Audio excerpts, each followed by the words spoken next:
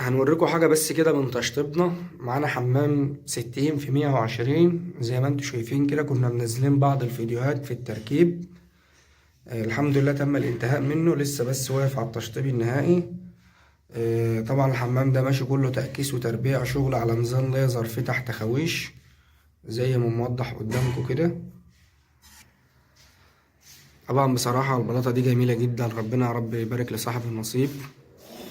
البلاط البروسلين على فكرة يا جماعة كويس، مش وحش، هو غالي بس زي ما انت شايف كده حاجة عظمة قدامك.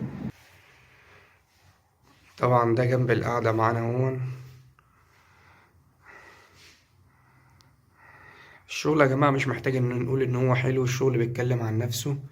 طبعا الفتح تخاويز زي ما انتم شايفين كده، الفتح على قدها بالظبط هي كما موضح.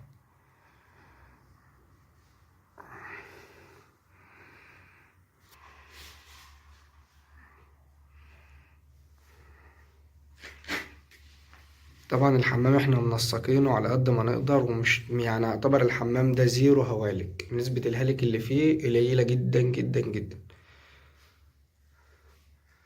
طبعا انا بنصور بالله على اللمضة، ربنا يا رب يبارك لصاحب النصيب.